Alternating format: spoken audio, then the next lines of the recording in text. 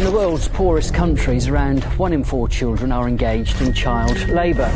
The world's biggest food company, Nestle. The Nestle company. Nestle. Nestle collects millions of gallons a year from springs in Southern California. Would you agree with me that your product should not be used where there is impure water? They are taking the water that should not be owned by anybody. Using indentured servants in parts of Asia, of using child slave labor in parts of Africa. They've been trying to steal water everywhere from Brazil to Flint, Michigan. When it comes to corporations operating without any regard to human health and safety, the Nestle Corporation really seems to be in a league all of its own. What's going on with this company? Nestle is the largest food and beverage corporation in the entire world. They own over 2,000 different brands and sell chocolate, cereal, coffee, baby food, water, ice cream, and so much more. In fact, it would be difficult to go shopping and not buy something that's owned by Nestle. And yet, the company is accused of some truly horrific things, including child slavery, killing babies, exploiting the poor, claiming water shouldn't be a human right, and countless other scandals. So, what's the truth? And if Nestle really is this evil, how are they getting away with it? This video is a journey into the dark world of Nestle, a look behind the curtain at one of the most controversial companies ever. But to understand the story of Nestle, we first need to go back to the man who started it all.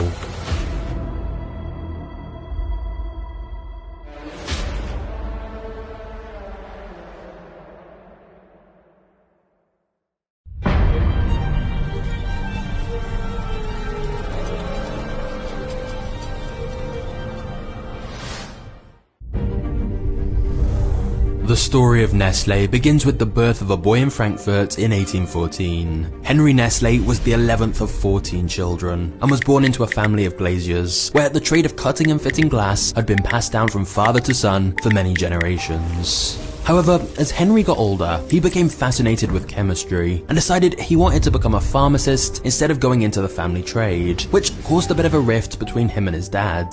But Henry was determined to follow his own path, and at 15, he began working as a pharmacist's apprentice before later leaving his hometown in Germany to go and live in Switzerland, where he worked on concocting medicines and chemical experiments. It was here in Switzerland that Henry would start one of the biggest corporations in the world. In fact, to this day, Vevey in Switzerland remains the headquarters of Nestle. But it wasn't until much later in his life that Henry started Nestle. Before his big break, Henry tried all kinds of different entrepreneurial ideas. Like he started producing and selling liqueurs, vinegars, rum, lemonade, and even fertilizers. But none of his business ideas ever seemed to take off. It wasn't until Henry was in his 50s that he finally had his big breakthrough. It all began when Henry read a report that infant mortality had become extremely high because many women couldn't breastfeed their children, or their children were allergic to the milk. Henry realized this massive problem was also a big opportunity. There was clearly a major need for an artificial alternative to breastfeeding that could save countless babies' lives. And thus, Henry began to study all the existing information about breast milk and conduct a series of experiments in his lab with various different ingredients. But saving children's lives wasn't the only thing that pushed Henry day and night to find a breast milk substitute. His own tragedy also played a part, as Henry's wife had had many health issues of her own, and thus was unable to give birth. So as a way to channel her maternal instincts, she became extremely concerned about other people's babies, and pushed Henry to create a breast milk substitute that could save lives. And by 1867, he'd succeeded. Henry had created one of the first ever baby formulas, essentially a formulated mixture of cow's milk, flour, and sugar, which could be a substitute to natural breast milk. Henry then created a company called Nestle to begin selling it. And so you see, Nestle began with such great intentions. A humble guy creating a life-saving product for babies who couldn't breastfeed naturally. Unfortunately, this isn't a heartwarming success story. If anything, this is a horror movie. You see, whilst baby food was the product that started Nestle's dominance, it was also the product that would later destroy lives and create an international scandal. And as Nestle grew into a giant conglomerate, they became shrouded in all kinds of dark controversies. But we'll get to that. At first, Henry's new baby formula was a big success. Orders were coming in so quickly that Henry had to open up a factory to keep up with the demand. He couldn't believe it. Everything was happening so fast and money was pouring in. With the huge success of this first product, Henry then partnered with a Swiss chocolatier to create another new product. And in 1875, they created the first chocolate milk. In the space of just a couple of years, Henry went from being a small, unknown pharmacist in Switzerland to one of the richest men in the country, and Nestle was growing more and more every month. But in a way, it was all a bit too much for Henry, who was entering the final stages of his life and wanted to relax and spend more time with his wife. And so, a few years later, Henry decided to retire and sell his company. And this is where things get really interesting. You see, the new owners who took over Nestle had big plans to expand the company, and in 1905 they merged with a rival business who sold similar products called Anglo-Swiss, and together they became known as the Nestle Group.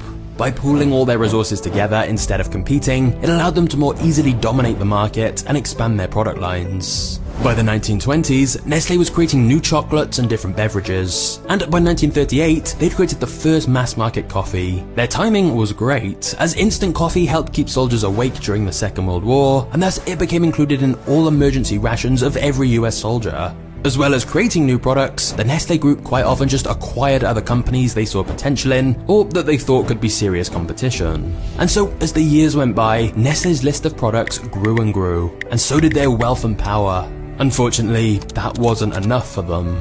And behind the scenes, a plan was being hatched. A plan that would make millions of dollars, but risk millions of lives.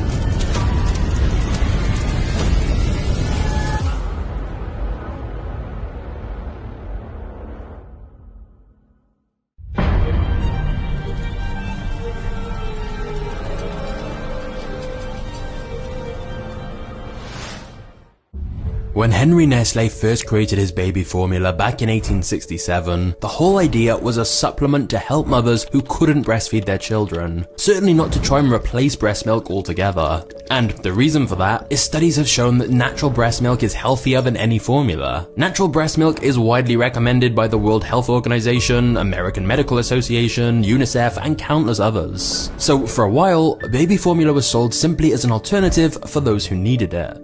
But in the 1970s, roughly 100 years after the company first began, sales seemed to be slowing down, and Nestle started to get greedy. They wondered, what if we could sell this baby formula to all mothers, not just those who actually need it? You see, despite all the other products Nestle had launched, baby formula was still one of Nestle's biggest money makers, and that's because it has very high profit margins. So imagine how much more money they could make if they could expand their market to all mothers. So Nestle began a campaign to undermine breast milk, and aggressively advertised their baby formula as being superior, manipulating mothers into believing Nestle's formula was a necessity for the health of their babies, and that it would be better for their child than breastfeeding, when in reality, the evidence was the opposite. Nestle's formula was vastly inferior to natural milk, as it lacked many of the nutrients that helped babies fight off disease and keep them healthy. By encouraging mothers to switch when they didn't need to, it was putting their babies at a higher risk of infection and malnutrition. In order to make sure mothers believed this information though, Nestle began paying off doctors and hospitals to peddle their formula by asking them to tell mothers it was better than breastfeeding. Nestle then ramped this up further in Africa and Asia, where they would hire saleswomen to dress up like nurses and convince mothers to give up breastfeeding and use their formula instead.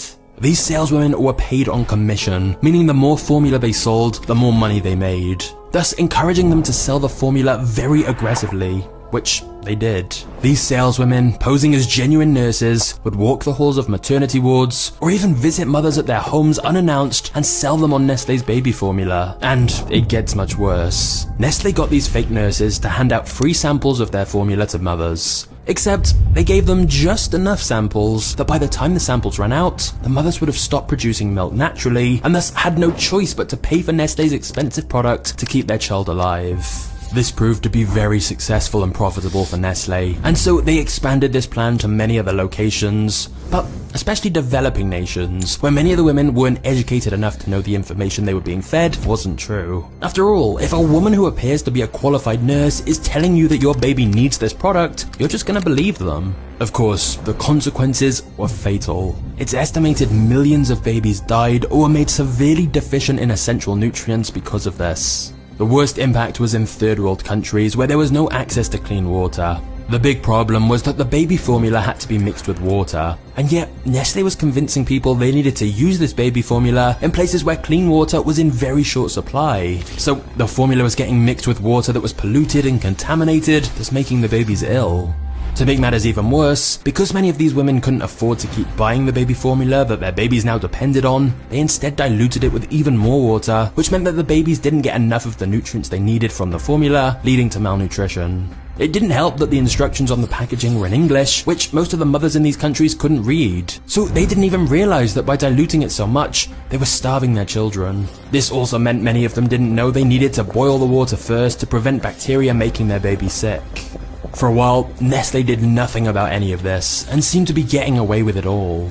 But then in 1974, a publication entitled The Baby Killer specifically called out the serious consequences of aggressively pushing baby formula in these countries. Nestle was listed for its involvement in creating a need that didn't exist before, then convincing consumers the product was necessary, and then getting them hooked on it, all whilst completely ignoring the tragic consequences. When this was translated into German by Swiss campaigners, it was given the very blunt title, Nestle Kills Babies, which led to Nestle taking legal action against them. But it was all too late. All this coverage created an international scandal for Nestle, and boycotts were launched against them in numerous countries. Despite this, the company remained quiet on the issue.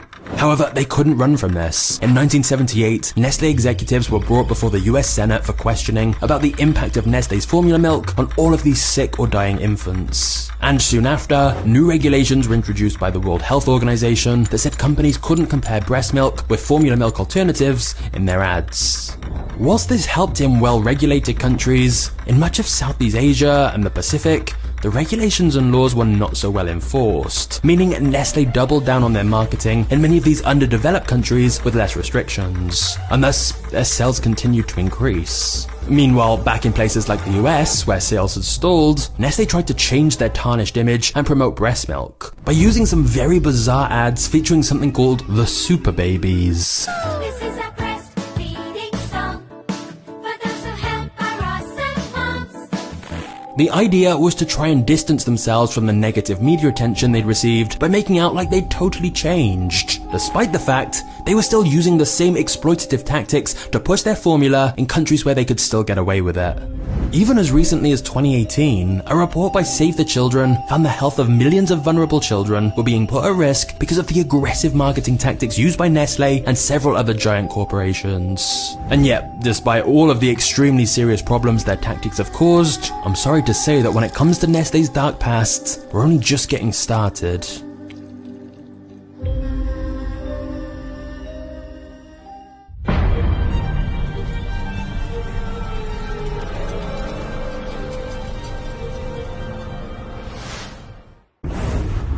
In 2005, the Nestle CEO implied that having access to water wasn't a basic human right.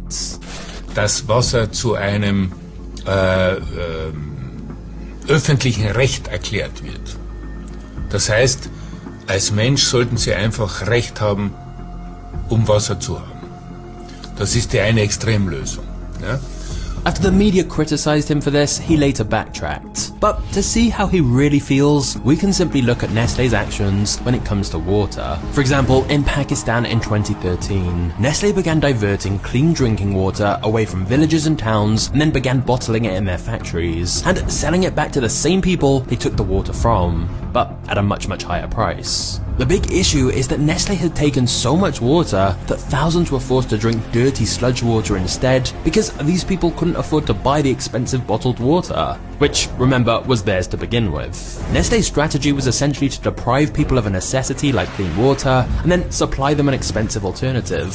Since Nestle arrived in the country, there are claims they have sucked the land dry and caused water levels to sink hundreds of feet. And it's not just in developing countries where Nestle does this. For example, in America, when California was suffering from droughts, many companies moved their operations out of the state, but not Nestle. In the midst of this very serious water shortage, Nestle Waters continued to pump 705 million gallons of fresh water from California's national parks, draining some of the state's remaining water resources to sell back to Californians. And when asked about this, the Nestle Waters CEO said that if he could bottle more of California's water for profit during the drought, he would. Likewise in Michigan, it was reported Nestle pumps 747 litres of fresh water every minute out of the state's reserves, and that Nestle pays only $200 to take 130 million gallons of Michigan's water. After Nestle caused a drastic reduction in the state's water levels, a judge eventually ordered Nestle to stop its operations due to the ecological harm they were causing. Whilst it's perhaps not widely known, the reality is Nestle has the largest bottled water operation in the world and owns over 50 brands of bottled water. So Nestle are actually incentivized to target places with limited clean water available from their own natural resources, because if they buy up lots of the natural water supplies and create a shortage, it creates massive demand. If you've seen Mad Max Fury Road, you may remember the guy who was hoarding all the water, and that's not too dissimilar from Nestle's approach. But perhaps where Nestle got a lot of their inspiration was the classic British show Only Fools and Horses. In one episode, the characters decide to sell bottled water by claiming it came from a natural spring, when really it just came straight out of the tap. Now, this show was a comedy, but Nestle decided to basically do that in real life. Nestle has simply bottled up water that comes from the exact same municipal supplies as tap water and advertised it as coming from Clear Mountain Springs, thus allowing them to add a huge markup to the price. When, in fact, they can buy a tank of this water for $10, use it to fill thousands of plastic bottles, and resell this glorified tap water for an estimated $50,000. Before we get to the next chapter, can we all just agree that traditional education is broken? Memorizing a textbook for an exam or listening to someone lecture you for hours is not the most effective way to learn, and it's not enjoyable either. Which is why I want to tell you about today's video sponsor, Brilliant. If you want to learn genuinely useful skills like coding or problem solving, then honestly, Brilliant is the perfect way to learn. They have thousands of online lessons on specific skills, and I love how interactive they are, because this kind of hands-on learning is just way better. Like, I'm planning on doing a documentary on artificial intelligence soon, and I've been going through their course on neural networks, and even though it's a complex topic, they make it straightforward to understand. Plus, not only are Brilliant giving us 20% off a premium subscription, if you go to brilliant.org/magnates or click the link in the description, then you can get started completely for free. Honestly, Brilliant is awesome for learning new skills. They add exclusive content every month, and I think you'll love it. So, click the link below now to get started.